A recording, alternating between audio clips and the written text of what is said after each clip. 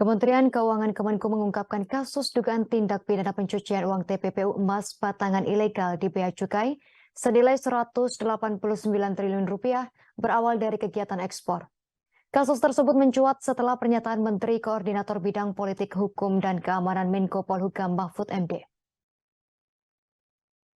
Mahfud mengungkapkan hal tersebut saat melakukan rapat dengar pendapat umum RDPU bersama Komisi 3 DPR dan Komite Nasional Pencegahan dan Pemberantasan TPPU pada Rabu 29 Maret 2023 lalu.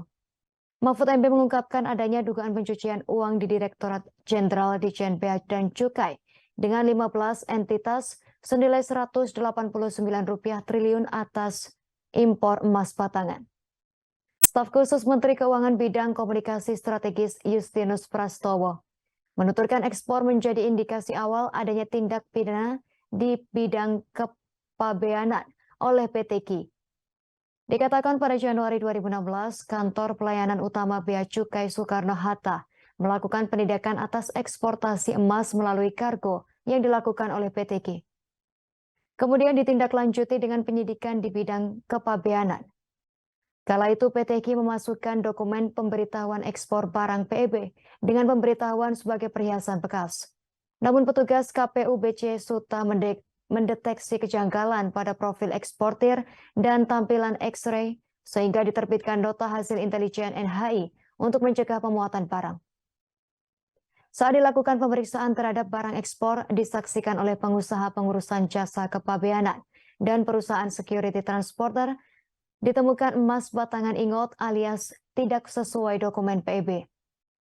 Bahkan seharusnya ada persetujuan ekspor dari Kementerian Perdagangan. Prastowo menjelaskan ditemukan bahwa dalam setiap kemasan disisipkan emas berbentuk gelang dalam jumlah kecil untuk mengelabui mesin X-ray, seolah yang akan diekspor merupakan perhiasan. Dengan demikian dilakukan penengahan dan penyegelan barang dalam rangka penyelidikan lebih lanjut. Sebelumnya pada tahun 2015, PT Ki pernah mengajukan permohonan surat keterangan bebas pajak penghasilan PPH pasal 22 impor dasar pengenaan pajak DPP senilai 7 triliun rupiah.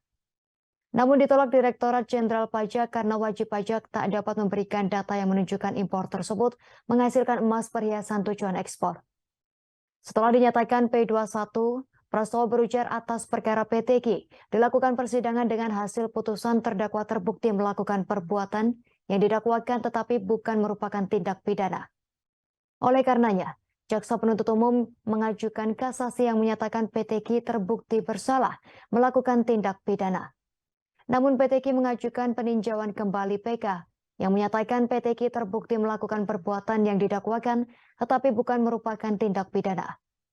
Sejalan dengan penanganan perkara PT Ki tersebut, ia mengungkapkan Kemenku dan Pusat Pelaporan dan Analisis Transaksi Keuangan PPATK bersinergi dengan pemeriksaan proaktif atas entitas PT Ki oleh PPATK. Selanjutnya penelitian administrasi kepabeanan oleh Ditjen Bea Cukai, penelitian administrasi perpajakan oleh Ditjen Pajak, serta penyelidikan dugaan TPPU. Bahwa ada kekeliruan pemahaman Ibu Sri Mulyani dan penjelasan Ibu Sri Mulyani karena ditutupnya akses yang sebenarnya dari bawah.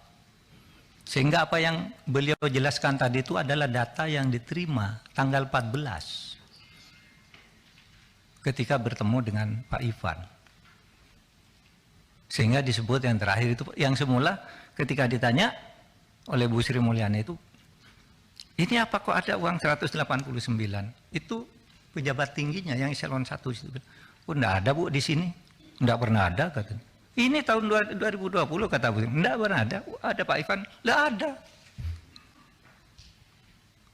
Baru dia, oh ya nanti dicari katanya. Dan itu nyangkut 189. Nanti dijelaskan oleh Pak. Dan itu adalah pencucian uang, dugaan pencucian uang cukai dengan 15 entitas. Tapi apa laporannya? Menjadi pajak. Sehingga kita diteliti, oh iya ini perusahaannya banyak, hartanya banyak, pajaknya kurang, padahal ini cukai laporannya. Apa itu? Emas. Ya. Impor emas batangan yang mahal-mahal itu Tapi di dalam surat cukainya itu dibilang emas mentah. Diperiksa oleh PPT diselidiki.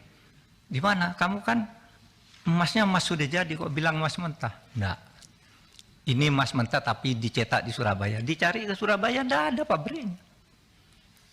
Dan itu menyangkut uang miliaran, saudara. Enggak diperiksa. Laporan itu diberikan tahun 2017 oleh PPATK. Bukan tahun 2020. 2017 diberikan, tidak pakai surat, tapi diserahkan oleh Ketua PPATK langsung kepada Kementerian Keuangan yang diwakili oleh Dirjen Bea Cukai, Irjen Kementerian Keuangan, dan 2 orang lainnya. Ini serahkan. Kenapa tidak pakai surat? Karena ini sensitif, masalah besar. Terima kasih sudah nonton. Jangan lupa like, subscribe, dan share ya.